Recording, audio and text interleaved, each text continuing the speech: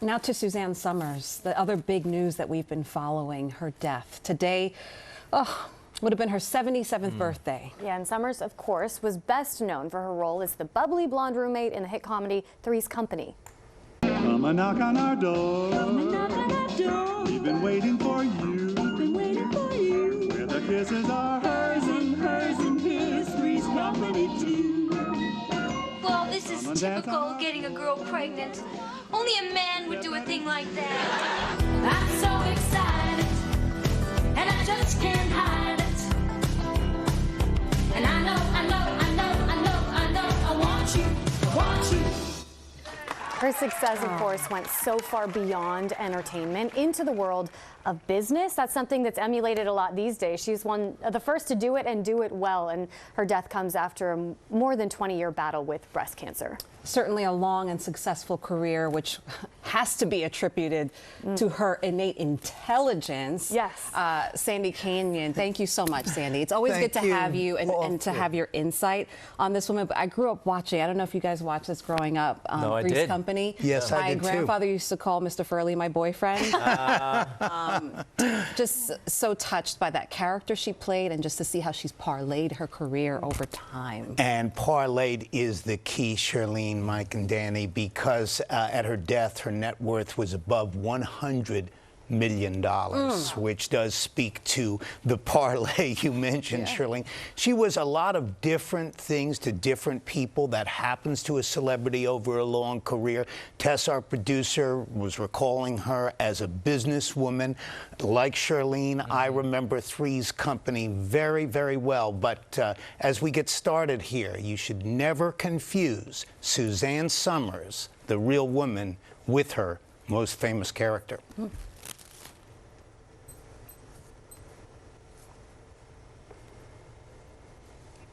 4, 5, 10 times more. My career was dead because the public got mad at me for being greedy. Yeah, got mad at her. That's what I remember. I arrived in Hollywood right after this happened.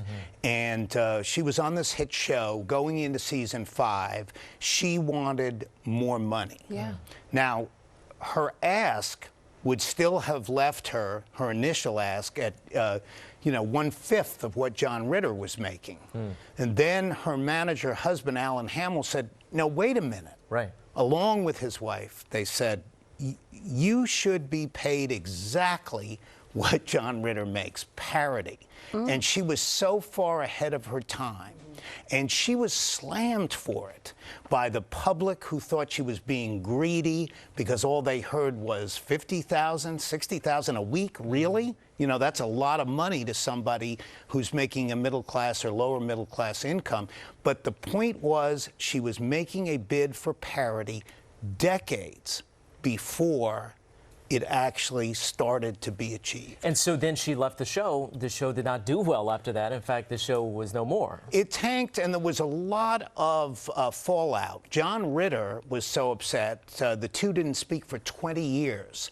And she reached out to him, and they reconciled right before his death. But so glad that happened. But in actual fact, it was the beginning of true wealth for Suzanne Somers. How she reinvented herself. Yeah, the Thigh Master. Thigh Master, Who would forget that?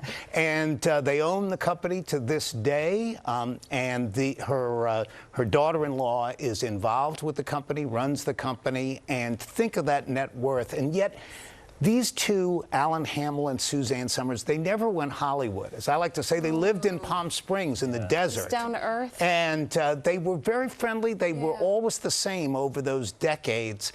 And they had such a tight bond. Apparently, today was going to be her birthday. He wrote her a poem.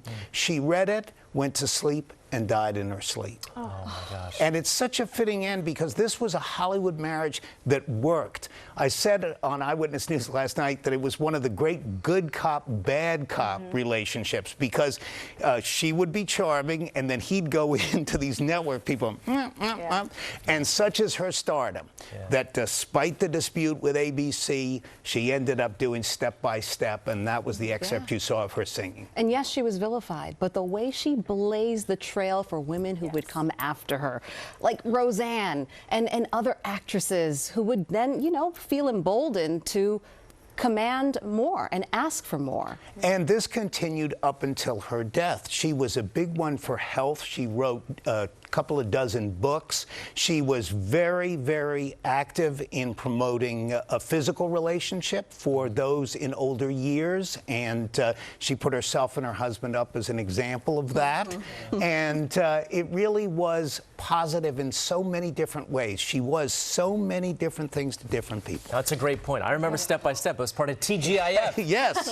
Must-see TV on a Friday on ABC. What a journey. To continue that. And, you know, from Three's Company, Step by Step, and then Thigh Master. Right. That's what I think is so cool. Is so many different things. Now we see that all the time, right? Hollywood stars trying to become business people. And she was one of the first to do it well, and set the stage for everyone else. And that true partnership with her and her husband, I think, is just the key, right? He knew her power, too. She actually played on Broadway briefly and was actually more successful in Las Vegas. But the career was varied. Very, very common to say that about a career, but this one really was. Sandy, thank you. Thank you so much. It's always great to have you on. We love having you up here. Thank you. I love being here.